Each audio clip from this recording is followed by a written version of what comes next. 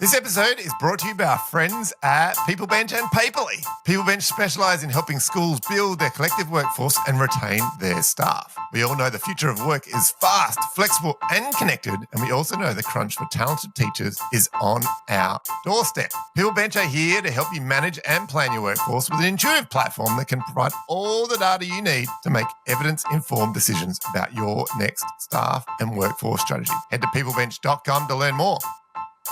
Paperly is also back, and they're proud to support the Edleaders podcast. Paperly fills the gap in your traditional SIS or LMS and is designed to help your school create paperless, time-efficient systems. Check them out at paperly.education. Now let's get to today's show. All right, welcome to Edleaders, the podcast covering all the interesting ideas about leadership, strategy, culture, and the business of K-12 education. I'm your host, Luke Callier, and joining me each week in the chair is my co-host and colleague, Mathew Irving. Now, before we get started, Matt, you know what's about to hit you. People should sign up for the Edleaders email. What should they expect? Well, those people that wait for a pod to drop, it's a little bit like that. We wait for the newsletter to drop because it's greatly anticipated, Luke. So subscribe to the newsletter. You'll love it. Ooh, not bad today, Matt. I'll give you a 7.3 out of 10. Well played. You can sign up for the newsletter at edleaders.com.au. Now, on to today's guest, Mal Cater. Mal is the principal at Mentone Grammar School, where he has been principal for 17 years. Not a bad innings there, Mal. But more than that, he's one of those rare individuals who went to school at Mentone. So apart from a couple of years here and there, he's spent most of his life at Mentone. So we look forward to diving into that journey. So without further ado, let's get to it. Mal, welcome to the show. Great to be with you guys. Now, we love to start the conversation with a bit about your story. I've kind of alluded to it there, but your story in education, what drew you to want to be in schools and leadership, and particularly to want to stay in your own school? Mentone Grammar basically kept drawing me back in many ways. So I was a student here from year 6 through to year 12, and my parents, fair to say, withdrew me from my primary school and brought me into Mentone Grammar to join my two brothers in grade 6, year 6 as we now know it. Graduated out of here, went into studying accountancy and worked in accountancy for a short time, but always had an inkling that teaching would be where my career would go. Came down to have a chat to one of my mentors here at the school, who was then the headmaster. And I remember getting home from that chat, and my parents said, "How did your chat go?" I said, "Well, it went really well because I'm actually working there next year." So I then commenced a diploma of education concurrent to working here at the school. That first stint at the school was 11 years, which included a period of time as a house coordinator and various other minor management roles in the school's structure. I then left and went to become the senior master at Girton Grammar in Bendigo, which was a wonderful experience. And I freely admit that had I not done that, I probably wouldn't be in the position that I'm currently in. It was a great learning curve of getting your hands dirty on a whole lot of higher management matters, which was great. Then tragically, the deputy principal at Mentone Grammar died very suddenly.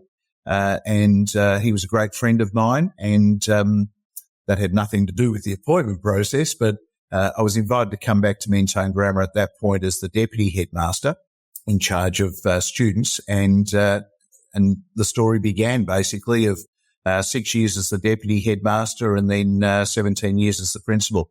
And that's a significant, amount of time now. Just, sort of reflecting sort of on that leadership, you talked about minor roles, going to Girton and then sort of coming back. Was there a moment in time where you knew that you were sort of destined for leadership, and or were there moments of just opportunity? I recently interviewed a student for head prefect of the school, and in the interview, the student said, "I love leadership," and his eyes lit up. I suspect I've enjoyed leadership for a long time. There's a great irony, and I don't want to be drawn into all that's going on at the Melbourne Football Club at the moment, but I actually applied to coach the Melbourne Football Club when I was 10. Now, that was a fairly ambitious exercise, and my parents were terribly encouraging of that. But when I look back, I think, well, perhaps, there's been a leader hiding in there for a long time. And as I got opportunities both as a student at school and outside of school, I've tended to always gravitate towards leadership opportunities. And I thoroughly enjoy being a leader. It comes with its highs and its lows, of course. But, it's a real privilege to be a leader in any setting, I think. And, it's also a great challenge. And I've always enjoyed a really good challenge. Now, there'd be a lot of people out there that would probably say a 10-year-old could do a better job of coaching a footy side, especially when the team's not going so well. I could have been the answer all those years ago. You never know. Exactly. You never know. I was wondering if you just, for the audience out there and the listener, just paint us a picture of Mentone Grammar, your campus, what it kind of looks like, just to give the audience a sense of the school that you are. So we're a single campus school. We have, in saying that, we have 3 properties. One here in Mentone, which is where the teaching and learning takes place. A school camp 75 kilometres away down on the Mornington Peninsula. That is one of our learning journeys destinations for our students. And a set of sports playing fields about 10 kilometres away out of Keysborough. We're an ELC to Year 12 co-educational school. We offer a together apart together model. So students are in co-ed classes, kindergarten through to Year 4. And then in Years 5 to 9, they're in gender-based classes. And then in 10, 11 and 12, they come back together in co-educational classes. We were a boys' school for 82 years and the last 18 years, this is our centenary year this year, we've been a co-educational school, and that decision has seen the school absolutely flourish. We now have close to 2,000 students here at the school spread across a range of campuses. So we make sure that students are in campus sizes where they're well known within that campus so that they don't get lost in what is a much larger school. So we were 800 students when we went co-ed. We're now, as I say, close to 2,000 students. And Mel, one of the things that you've been part of in the journey you've just alluded to there is the move to co-education. And no doubt, that came with great challenges with the alumni and other parts of the community and parents, etc. But also it's come with great opportunity. I wonder if you could sort of share with us, I guess, the story of moving to co-education, the challenges and opportunities. So I wasn't part of the decision-making group when that decision was made. However, I totally support it, and it's been the absolute making of our school. It was very controversial at the time, and the district certainly became very unsettled as a result. Pretty sure I'm right in saying that in the first year of co-education, which was 2006, we lost 100 students and we gained 100 girls. So the school broke even, per se, in that first year. It's been incredible watching the journey of our students, particularly our girls, over the course of the last 18 years, as they absolutely flourished in the environment. It was very hard yards in the early days because some of our classes had very small numbers of girls, whereas nowadays the girls are here in very strong numbers. There's nearly 800 girls here now. And our girls are, our Ducks last year was a girl. Our girls win plenty of sporting premierships. They star in all the productions and drama, dance, music, art and the like. And it's been really wonderful watching that evolution of our school, not to run down the boys' side of it because the boys have done really well too, but to just see the evolution of it because it was really hard yards in the first few years of just trying to make sure the culture was right. And that's an ongoing management exercise in making sure that we're continuing to evolve. I don't think you ever stop evolving as far as management of a school goes. I think it's really important that you are very open to feedback and very open to growth. And that's why the school is absolutely thriving at this time because we've had a culture of we'll hear what you're saying and where appropriate, we'll take it forward. I'm wondering if you could just kind of also unpick the complexity of separate genders. I think you said year 5, 6, 7, 8, 9, maybe. How does the complexity of that work with your timetable, your teaching staff, whether they're on a boys' class or a girls' class, can you talk to some of those challenges with not that? so much challenges as opportunities. So if you look at a year 5 boy and a year 5 girl, for example, there are 2 very different stages of their physical and mental development. And so you can tailor an education appropriate to those groups.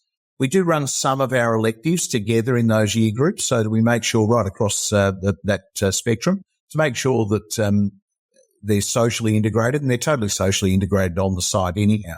It's not like they're in separated playgrounds and the like. Selection of teachers does become a real opportunity because there are some who are better at teaching boys and some who are better at teaching girls, and therefore you can tailor your teachers to that. But we're very conscious of not stereotyping too heavily because we still need to convey the same curriculum to both the boys and the girls because we're offering the national curriculum. So you've still got to teach the same material. It just presents opportunities with how you best teach those boys and those girls. And as I say, we don't get too heavily into stereotyping them because there are traits that, some boys have that, some girls have and vice versa. So we just need to be understanding that the psychology of each class is really what needs to be taken into consideration. But on camps and things, it's good to be able to have, and, in subjects like health and human development, to have the conversation about where a boy is at and where a girl is at, and not to be too worried about people being embarrassed in those conversations. Early in the journey, we used to tailor texts in English. We don't do that anymore because we just didn't find that we got any real benefit from that. So it's really about the mental development of a young person. And adolescence, as we know, brings on interesting challenges, but the fact that they're socially integrated on the site compensates for any perceived downside. And when we do our market research exercises, what comes through very strongly is that this structure has been one of the great reasons why the school has grown from 800 to nearly 2,000. And Mel, as we think through the evolution that you've described, we both share the privilege of being in schools this year that have turned 100 years old, which has been quite an experience. No doubt it's been the same at Mentone. And, just wondering if you could sort of explain, the year that's been in terms of honouring the past, celebrating the present, but also shaping the future. Yeah, it's a really significant milestone, I think, for a school of, it's a coming of age, per se of, hey, we've been here for 100 years and there's been great excitement around that. We hit the centenary really hard in the first term, and our goal has been to celebrate every aspect of the operation of the school. So for music, drama and dance, we had a big concert at the Palais. For sport, we had a big sports day where alumni came back and the school teams played alumni teams. Cadets has been involved. We're a very big cadet school, and they've been involved in a number of the different ceremonies. The parents had a wonderful centenary ball that they could engage in. This Friday night, there's a picnic on the school oval for, the students to be engaged in and their parents in a function. Big day on Founders Day, of course, being the actual day of the founding of the school, and some wonderful historical clips that we've been able to share with the students and staff as we've gone on the journey. That just remind us of the importance of the past and honouring the past, but also realising that we're a very dynamic school and that we owe it to our forefathers to keep developing this wonderful place. So when the school was founded, Mentone was just a little seaside village in Melbourne, and Beach Road was a dirt road, and certainly not that now. And the hustle and bustle of the area is so different. But the goal of the founders was to have a prominent school in this district. And we often reflect back of how would they feel now, and we feel that they'd be very proud of what's been established here, and to honour that past, but also to look at the good bits, look at the bad bits, know that it hasn't been a great journey necessarily for every single student, but it's certainly been a good journey for the overwhelming majority. Pay tribute to the staff who have made the school such a wonderful environment over the years. Board members who have so willingly given of their time over that time to make sure that the good governance of the school is in place. And then looking forward to the future, because we're also conscious in amongst all the celebratory elements, you've still got to run a school. And, we didn't want it becoming such a massive distraction. We've all got our centenary badges on, but, you've still got to run the school. And for the students, in many ways, it's just another year of their life. I think they'll look back pretty proudly that they were in the school during its centenary. And then because we're at a changeover of principal time, so I finish up at the end of this year, because we're at that changeover time, not looking at massively aggressive strategic plans until the new person comes into that role, and then casting the school forward, but making sure that we're running a very contemporary co-ed school as we do. And one of the things we do like to ask about is just your leadership journey. And I guess many leaders have different leadership hats that they wear, whether it be cultural at times, strategic, operational, the business leader, the ethical leader. And I like to kind of unpack whether as a leader, you double down on your strengths in those areas, or whether there's times where you feel like you've had to really work on weaknesses. And I think that's a really interesting dichotomy for people to understand when they become a leader. I'm wondering if there's something you could share in that space about your journey. Yeah, it's a really interesting one. It's often a phrase that I use with students of build on your strengths and try and eliminate your weaknesses. And we all need to be self-aware enough to know that we all have our strengths and our weaknesses, tapping into those and drawing on the resources available to you. And particularly in a school like this, there are a lot of resources. And so we're very fortunate in that regard. And knowing I don't have to be all things to all people all the time. I think that's sometimes the perception of principals, and it's a massive undertaking if you try and be that. I can be, perhaps most things to most people most of the time, but knowing that there are times where I need to defer to other experts within the organisation in their respective fields, and knowing that it's great to surround yourself with even more capable people. And I've been blessed on this journey to be surrounded all the time by an incredible team of not only executive staff, but staff generally, who bring great thinking to the table. And schools don't evolve like our school has evolved without, a lot of people contributing to the strategy and a lot of people contributing to the operations on a daily basis. So it is something that you need to be very aware of yourself. And so doing 360s from time to time is a really good way to do that, just to remind yourself of where are my strengths and where are the areas that I might need to continually sharpen up on, or equally draw down on other resources at times. And knowing that it's all right to do that. I don't think we need to feel that we can do everything all the time, because the demands of the role are so great that you just couldn't possibly do that.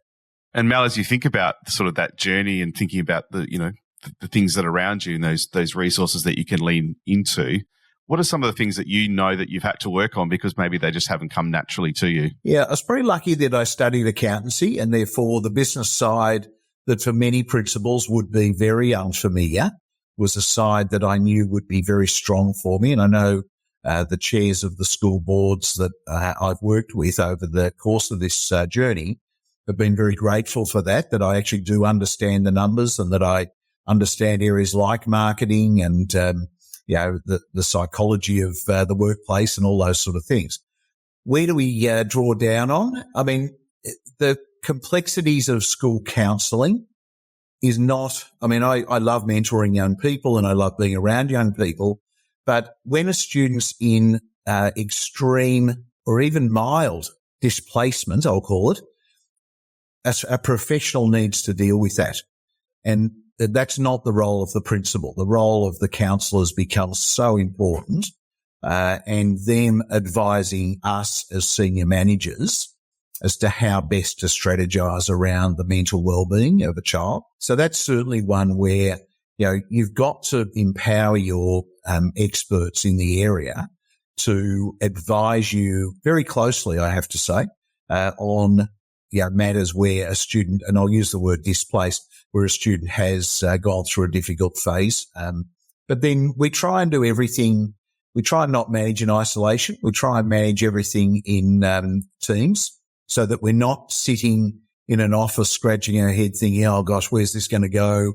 What have I got to do? If you're managing teams, and there's good evidence of that here on the ground of, try and not manage in isolation, try and manage collectively so that you've got someone to bounce ideas off, bring into that team the relevant experts that you need. We're in the midst of a massive building project at the moment, Well, there need to be experts who are advising the principal on those matters, and then you keep oversight of the project. But the area of student well-being, you just can't mess with that stuff, and so you've got to have the right experts. And I'm really proud of the team that we've got supporting the young people here in that regard. And the same as staff, making sure they've got the right supports in place as well. You mentioned earlier in your last answer about your relationship with boards and the chairs of your board, and how they were appreciative of your background, especially when it comes to the finances.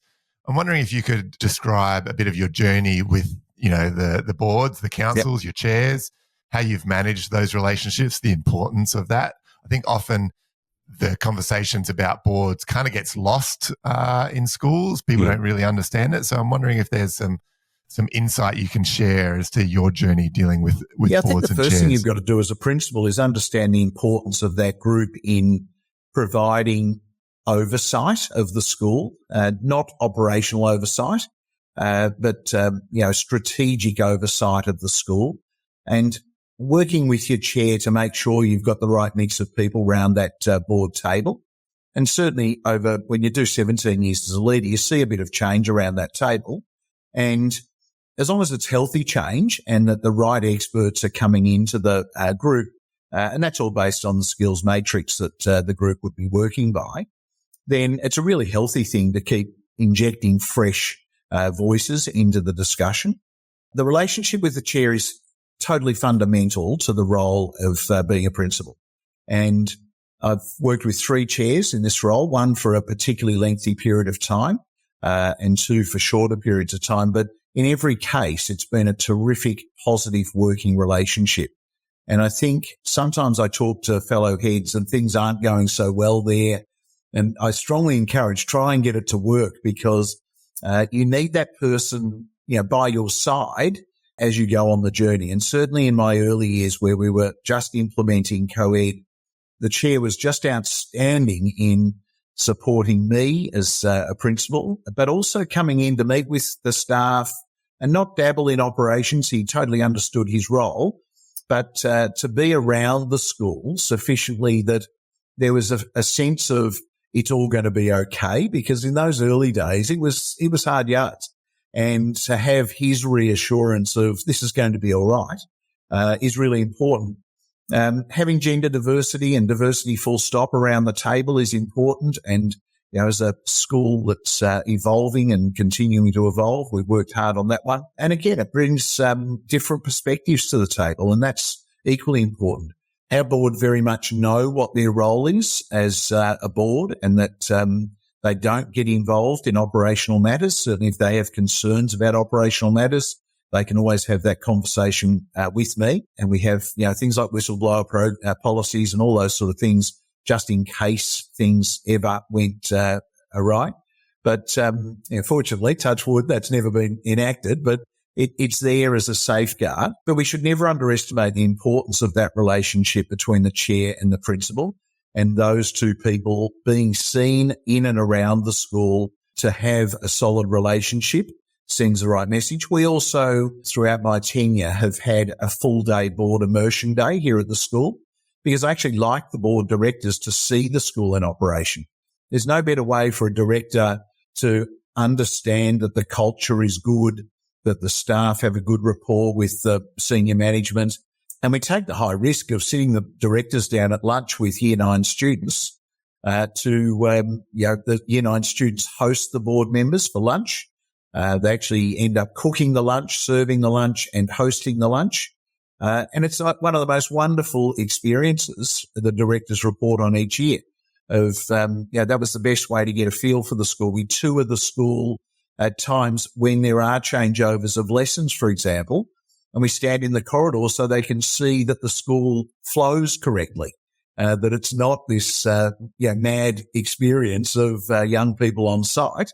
And then we have student presentations, staff presentations. It's a big day, but it's a very worthwhile day. And these are very high-level directors who give of their time so willingly, but they all say that day is the most important day on the board calendar, because they get a very real feel for where the school is at.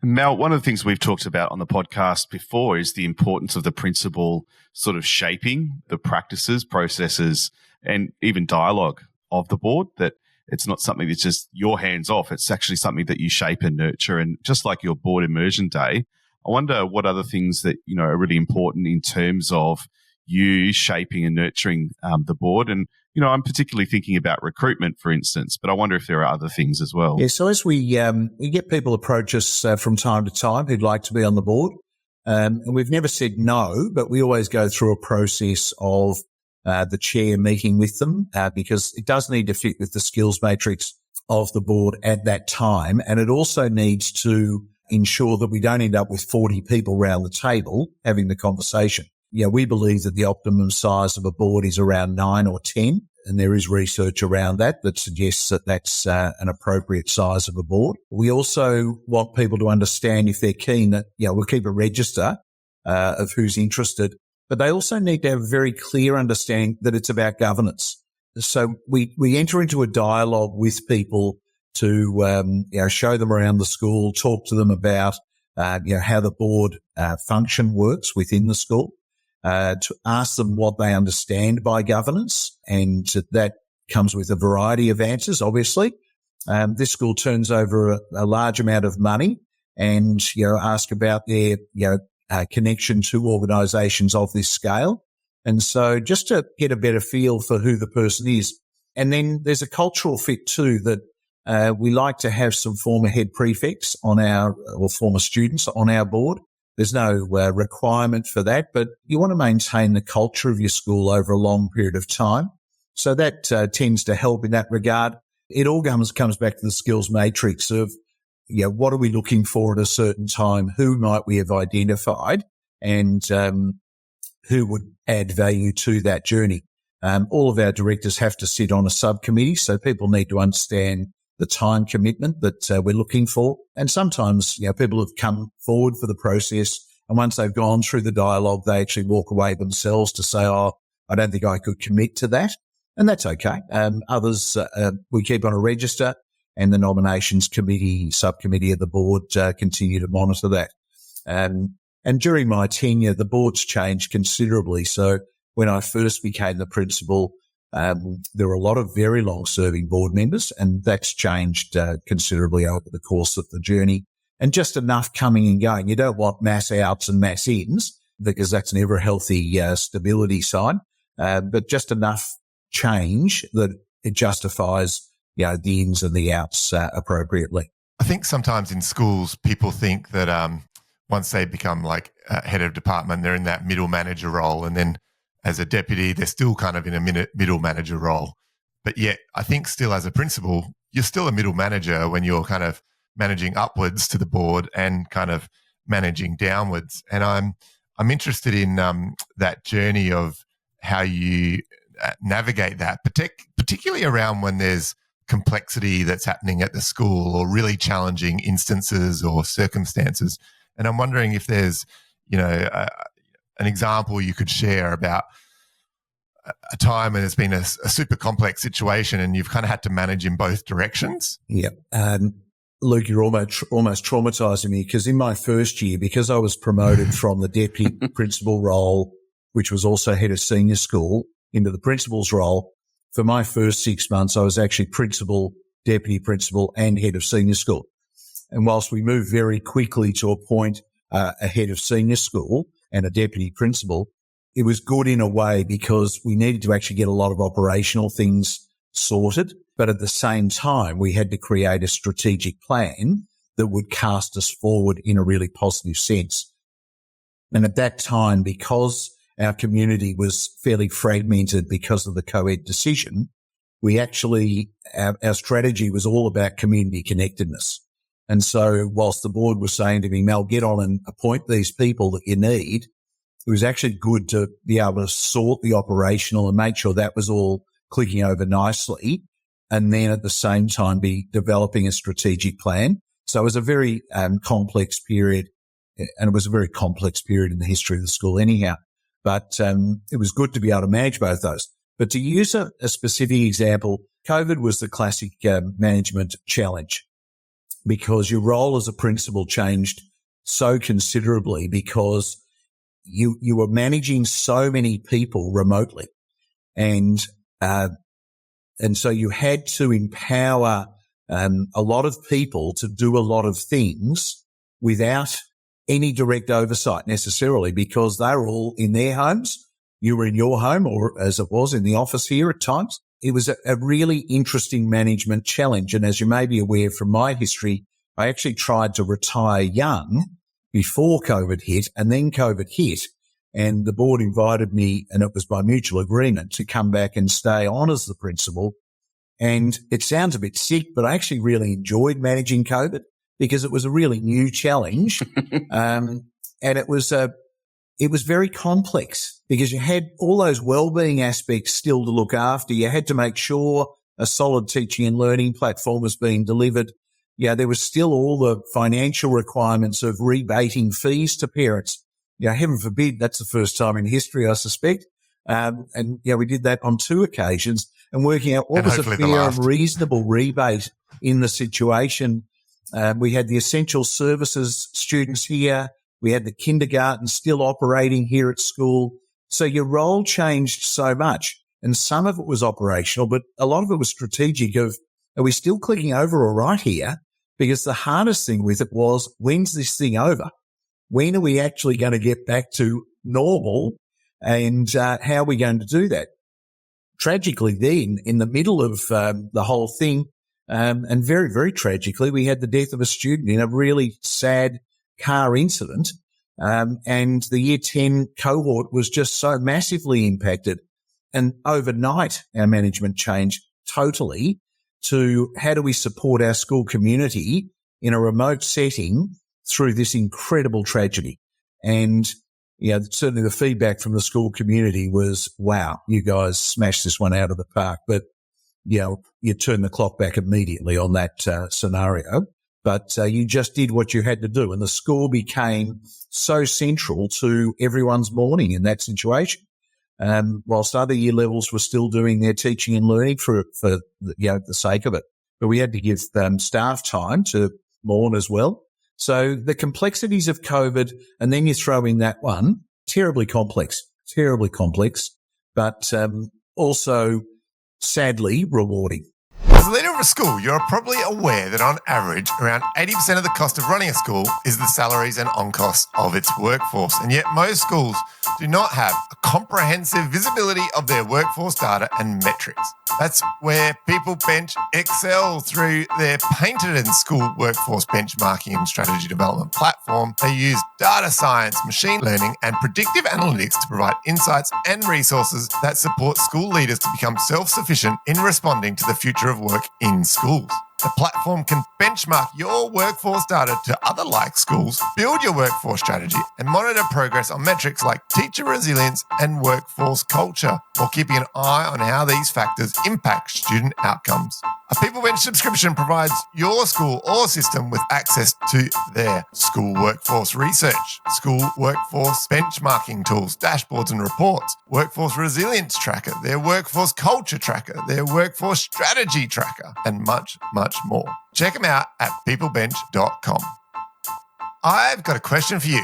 How many paper processes does your school have? Well, that's where Paperly comes in. Paperly is an integrated one-stop shop of intelligent workflows that can help your staff save time and reduce that administrative burden that we know exists in schools and we all face on a daily basis. They're a completely modular admin management solution, meaning you just choose whichever of the 16 super useful modules that your school needs. My personal favorite that we use is their calendar module, which makes the administration of the school calendar so much easier. Check out paperly.education today and chat with the team about a demo for your school. Now back to today's show. Mel, you've just been talking there about sort of, I guess, the challenges and obviously the challenges you've been facing over the last few years. I'm also interested in the changes that you've seen to schooling and the systems changes that you've seen. What are some of the things that you think we are now better for because we have undertaken change? Yeah, it's an interesting one because I think it's still got a little bit to play out. Last year, our behaviour patterns, and we weren't alone, don't panic, Behaviours of staff and students, particularly students, was as erratic as I've ever seen.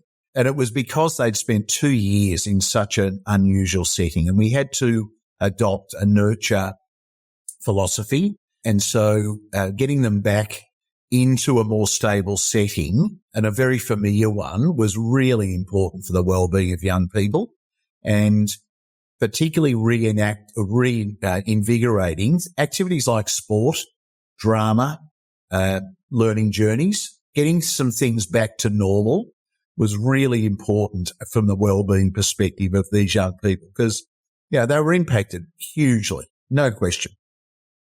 And so trying to normalise, we'd actually been prior to COVID thinking about, should the VCE students be doing one day a fortnight from home? We immediately dispensed with that because they actually needed to be on site and socialising with one another and rebuilding relationships and relearning a lot of social norms.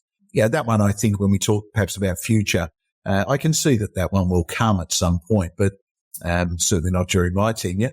But a lot of the online learning aspects of it were just so helpful because teachers, had to use electronic resources to the betterment of the class. And so learning management systems and the like were so mainstream at so many different levels. Having said that, though, we need to be careful because little children were spending a lot of time online at that during COVID, and we know that's not a healthy thing. So, to get them back to running around an oval and doing learning in a different setting of a playground or a play space, is so beneficial for them. We're very fortunate; we're very close to the beach.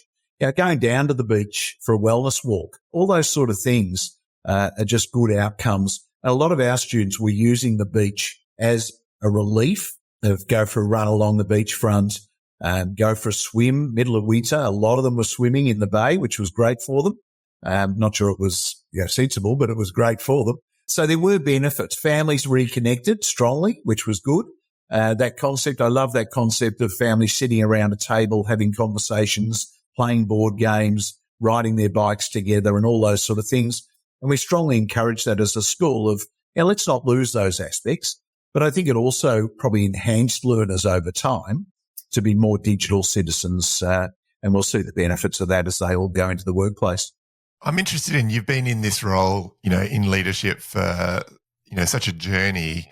And I'm kind of keen to kind of unpack, where you get your inspiration from, in your role, what gives you joy, across your days and your weeks when it's, dark and heavy times.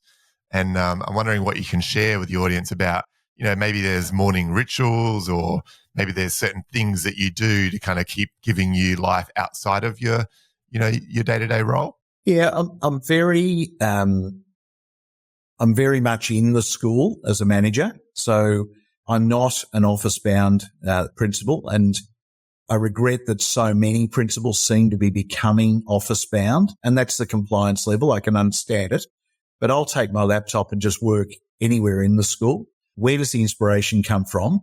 Young people achieving amazing things. Young people will forever inspire leaders in schools, I hope, because surely that's why we get into these roles. If you're having, the toughest day of all time, you go to the kindergarten because they are forever happy to see anyone who's over 4 feet tall. They are terribly realistic in their commentary. They will ask questions like, why don't you have hair? Without any inhibition whatsoever. And as long as you've got the sense of humour to carry it, you immediately feel in a much happier space. But young people generally are very emotionally intelligent nowadays, I think. And I'm really proud of the fact that our students are, emotionally intelligent as well as academically performing to their best ability. So, going out into the school and just interfacing with staff and interfacing with students should always be where the inspiration comes from, because at the end of the day, they are what it's all about. And to see them achieving so highly in their own space, and that doesn't mean they're all getting A+. It means that they're happy. Our mantra is happy, healthy, and high achieving. And high achieving means that they're achieving their personal best. I mentioned that students will always be brutally honest. I had a really deja vu moment recently. I was out kicking the football on the oval with a group of students, and this happened to me in my first year. I was out kicking the football with the students. They were year 3s or 4s from memory. And one of the students came down to my end. We're playing what's called Jack in the Pack, and I was jacking the ball up to them. And then one came down my end, and I said, we'll just take turns. And yeah, that's fine. And I kicked one up, and the student said to me with beautiful innocent eyes, "Gosh, Mr. Cater, for an old man, you kicked the ball really well." That was when I was 43 years of age. 2 weeks ago on the oval, I was kicking the ball with a group of year 3 and 4 students, and the same thing happened. And I thought, now you're entitled to say it because I'm 60. For an old man, you kicked the ball really well. And that's where, that's not a disrespectful comment. That's the beautiful innocence of a young person coming through. And, we talk about keep the child in the child as long as you possibly can, because, they're so beautifully innocent on so many fronts, and society, unfortunately, unravels that at times. And we just need to continue allowing young people to be the beautiful young people that they really, truly are. And Mal, to sort of capture that notion of being with the kids, if you like, I've got this vivid image of Mal being king of the kids out on the footy oval. No doubt it's really important to select the right people for your organisation, that, keeping children longer and having that culture of presence, no doubt has to translate into the type of people you're recruiting. Can you just sort of describe to us how you go about that recruitment pace and finding the right people that fit the culture of Mentone? Yeah, really good point, Matt, because they're the interface on a daily basis. What we know about our school, and again, it comes through from student surveys, parent surveys, staff surveys, we're a very relational school. So people like to be known, and people like that they are known. They like to think that, I can walk over to them in the yard and say, that was a great game of basketball at the weekend, or you performed brilliantly in the school play the other day. So we know that if we're going to peak the performance of our young people, we not only need, in the case of a teacher, for example, academic competence, but they must be relational. They must be able to form the connection that will enable that wonderful information that they all hold to be translated into that student's head and through their actions into real learning. So a relational teacher will tend to achieve that outcome to a much higher level. And I think we learned a lot about that during COVID. I was rapt when I was getting reports from parents about, teachers taking their lunch break to run themed lunches with students online. And there'd be all these kids, eating Italian or, putting on sombreros or whatever fancy dress they could find to engage. And I thought, they're great teachers if they're trying to manage their own families. They're trying to make sure the well-being of these young people is looked after. They're trying to make sure that the learning's still going. The efforts of teachers, and I don't just say our teachers, but all teachers throughout COVID, hats off. Absolutely outstanding work, because, we were in lockdown for a very long period of time compared to everywhere else. I get very annoyed when I go to national conferences and people from interstate say, how bad were the lockdowns? Because they have no idea. I mean, Melbourne was lockdown central, wasn't it? So the efforts of staff to form relationships, even in that, remote world, was just outstanding.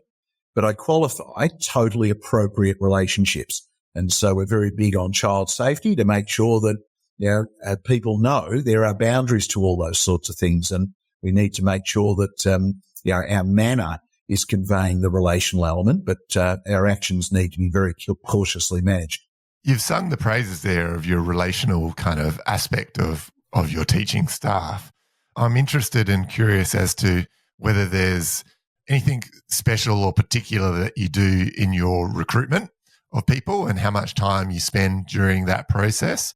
And then also I'm curious as to, at certain times, I'm assuming across your journey, there are obviously times where people don't fit that relational culture, and what you've done, as a leader to maybe move them to where they need to be mentally or, with their capacity, or to have those tougher conversations to move on? Yeah. In recruitment, I'm not a fan of just interview someone in an office. Actually take them into the school. I remember we have a little cafe here at the school which the E9s run, and I was doing a second round interview with a maths teacher quite a number of years ago. And the changeover of lessons came where students were moving between their classes, and he just freaked out.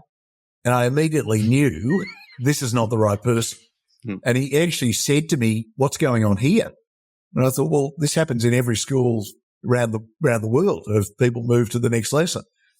So by immersing in the school, so if you're interviewing for a science teacher, take them over to a science lab and see what their observations are.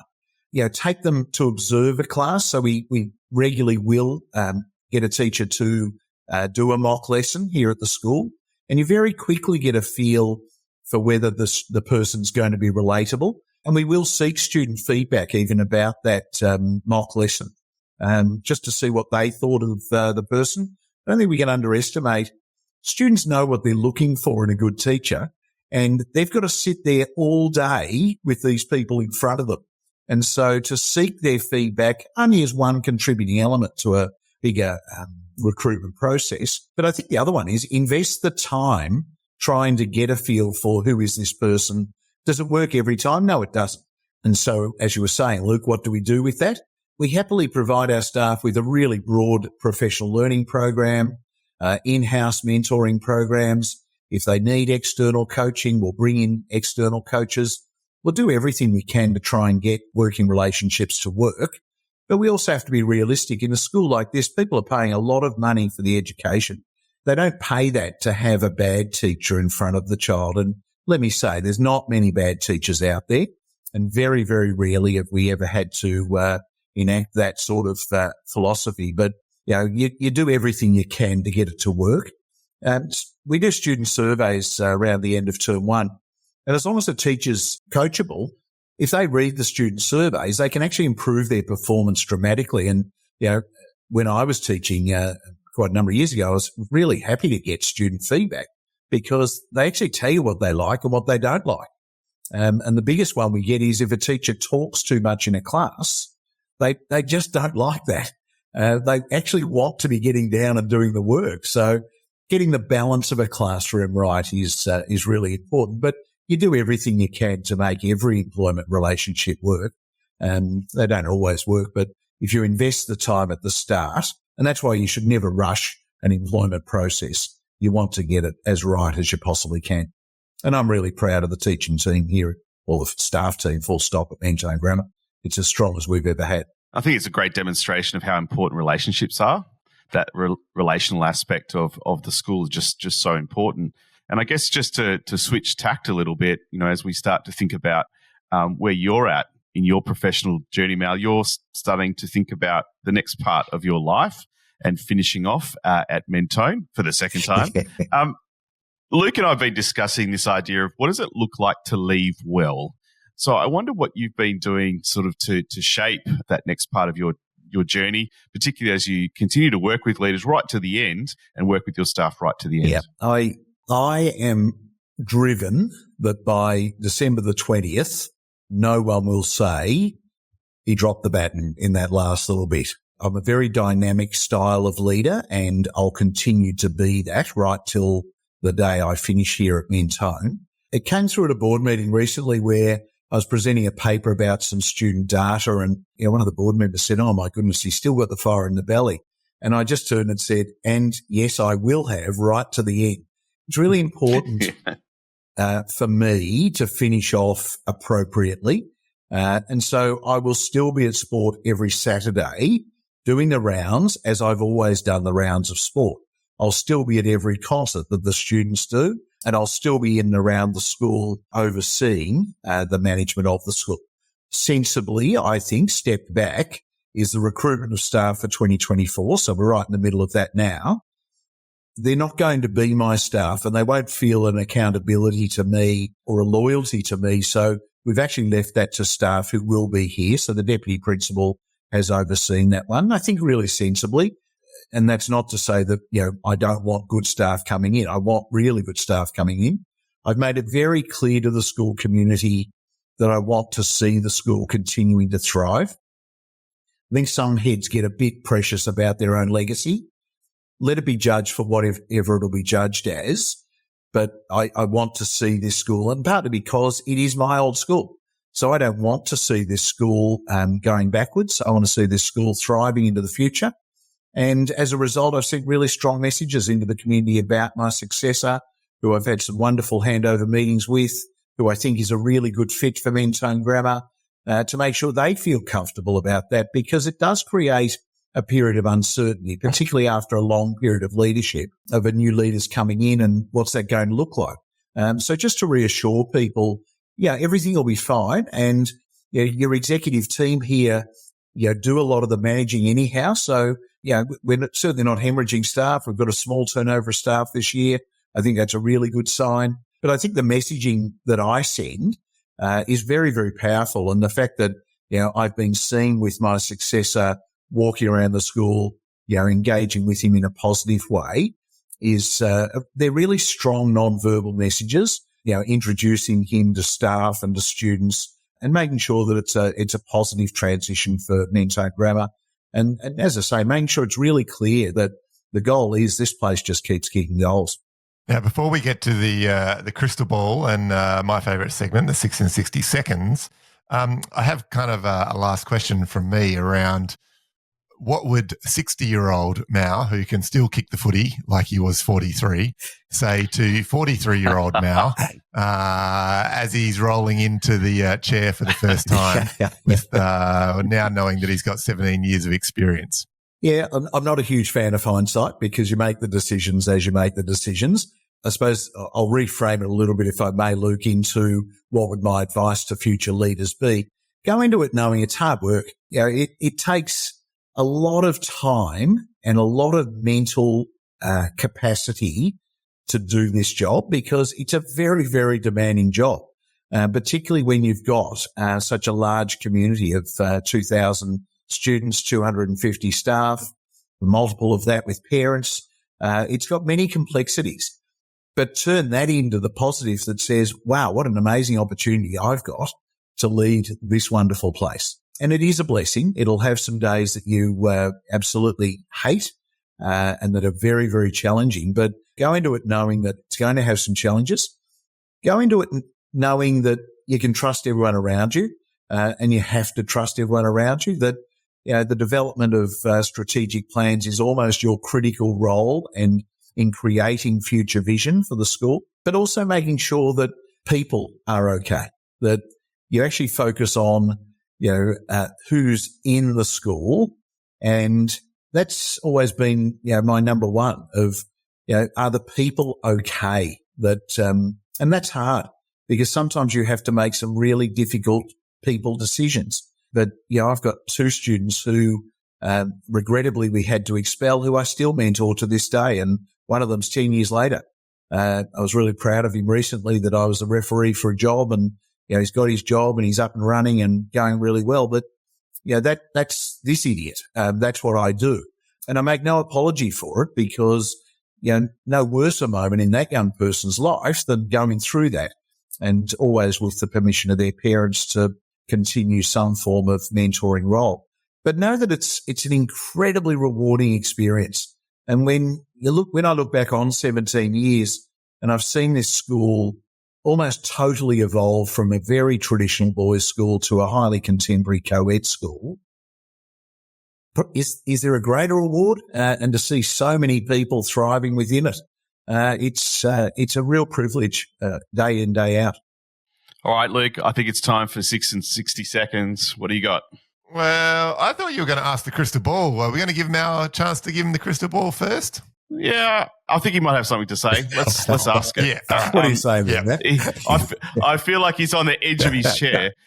So looking forward to the sort of next 10 to 20 years, what do you think's on the horizon for schools? We've started seeing it in the last couple of years with the evolution of artificial intelligence. There's no question, and how that will transform schools. Very hard to gauge at this early stage, but there's no doubt it will have a massive impact on the way in which learning takes place. Some teachers have said, will I be replaced by a robot? I don't believe that schools should ever lose that personal element. People need to interface with people. However, we will see robots coming into schools, no doubt. And I suspect we'll see a change in the way universities accept students in. And it's a hard one because the ATAR is so embedded as the methodology. But we're already seeing a lot of students get early entry offers, not based on an ATAR. And I'd like to see that evolve over time, that there is some other method for acceptance into university. I've seen students miss out on medicine by, 1 or 2 ATAR points who'd make the most wonderful medical practitioners. And to see that evolve, and I know it's hard because it's on such a massive scale. I hope schools never lose that personal touch of, to go back to your analogy, Luke, of the principal kicking a footy on the oval. We need to, remain people-based and not just widget factories. And that's something I've always reminded our board of. We're not running a widget factory here. We're running a people-based organisation, and we have to remain focused on our people. There's no question. But I think it'll be the technologies that will evolve. We're just seeing that scale up in a massive way. All right. Time for the 6 in 60 seconds. My favourite segment, Mal. Rules are actually pretty simple, just one word or idea. But hey, nobody follows the rules. So I will give you a little score at the end, depending on how good or how well you've followed the rules. So you ready to roll? Hands on buzzer. All right. One educational narrative that's been underrated or overrated in the past decade. Overrated, the ATAR. One underrated role in a school. The grounds and maintenance team. The most interesting professional learning or professional development you've ever done. The short course at Harvard University. I'm giving you a bonus point for that because I'm a Harvard fan. Well done. If you could change one rule or one thing in education, what would it be? Probably the reliance on the ATAR. One book worth reading. Gail Kelly's book, the former CEO of the Westpac Bank, Live, Learn and Lead. A terrific reflection on a career, but also how to establish work-life balance and continue professional learning. Well, I was going to give you a bonus point because you had it on your desk, but now I'm taking a bonus point off because it was longer than one idea. So that evens that out. And one person we should interview on the podcast. Oh, gosh, I've got a lot of heroes out there, but I'll give you one that, and she'll be embarrassed that I put this in. But Kate Dullard out of Penley Essendon Grammar does an amazing job of managing a really big school and a complex school, but also balancing life. And I greatly admire, and Kate knows it because I've said it to her, what Kate does in that sphere. But I have many heroes within the system because I think there's so many people out there doing great work. Well, we'll have to get you to connect us with her. But I have one bonus question for you, Mal. Is it true or false that you will be applying to be the head coach of the AFL club Essendon at the completion of your year this year as nothing headmaster? Could be further from the truth, Luke. Well, on that note, that brings an end to our conversation for today. I hope you've enjoyed our chat with Mal. I know I certainly have. Matt, closing comments, hit us with them. I know you've got them. Well, I think one of the wonderful things about sharing a conversation today has been that real highlight of a relational leadership, an exemplar of that and what that looks like right from the bottom to the top of the organization. And so that idea, at a macro level, we're talking about the evolution, the open to feedback and growth of a school that continues, the importance of a collective management approach rather than one that's in isolation. I think that notion of immersion, being a leader in the school, as Mal's described, kicking the footy and, getting down to kindy and the like, but also the importance of the board being immersed in the school and bringing them on site, I think is a great lesson for us this morning. And I also like the idea that, keeping the child in childhood a little bit longer. And that sort of speaks to things that we can nurture and shape in our schools. So for me, there's just this overarching theme of the importance of a people-centered business. That's what schools are, and relationships come first. Well, for me, Matt, as always, you've stolen a few of mine, but number one, I did like your comment there. And I think principals sometimes, I don't know, maybe get trapped into this. Maybe it's early in their career as they try and be all things to all people all the time. And I think across that journey, the coming to that understanding that it's okay to be most things to most people most of the time. And the journey towards that, I think, is useful and something to remember for leaders and principals. Loved kind of that concept of a full day immersion of your counsel. I haven't heard that before. I think that's something that many school principals should consider, a way of really getting their counsel to understand the fabric of the school. I like that you also mentioned, having a former, head prefect on the council. I think that's an interesting notion, maybe a couple of years out of school to have that kind of youthful view on school councils. And I think sometimes that probably gets lost, the kind of more youthful opinion. And, you kind of mentioned the diversity of opinions around the table. I also loved keeping that child in the child for as long as possible. And, I think just getting out and kicking the footy with the kids is useful anytime, and showing them that, hey, you're never too old to, have a laugh and have a dob of the footy. And sometimes it goes off the side of the boot, and that's life. And sometimes you land it plumb on the square on the foot, and it goes 50. So I think that's a useful thing to remember as well. So I wish that was the case. Now, Luke. thank you for giving up your time to be on the podcast. If there's any closing comments you'd like to make, or if people want to connect with you, where can they do that on the internet? So LinkedIn's probably the best one. Just Mal Cater. It'll soon read Feather Duster as opposed to Principal of Mentone Grammar. But only too happy to link in with people. And thank you guys for the opportunity. I really appreciate it. No, we definitely appreciate your time. So thank you. For the audience out there, please remember, if you haven't subscribed already, you should do so on your podcast player. And tell a few of your colleagues that you've listened to this awesome podcast and this awesome episode with Mal, where he's shared his journey of 17 years in the principal's chair and a lifetime at Mentone, really. As I mentioned at the top of the show, if you are not signed up, you can do so for the Edleaders newsletter at edleaders.com.au. Thanks again to today's sponsors of our show. And it would mean the world to Matt and I if you could go and spend a few of your minutes going and checking them out on the website mentioned in the middle of the show. You can connect with Edleaders and both Matt and I on LinkedIn, where we'll keep you up to date with all that we're up to. Thanks again for listening, and we'll catch you next week. Go well. Yeah.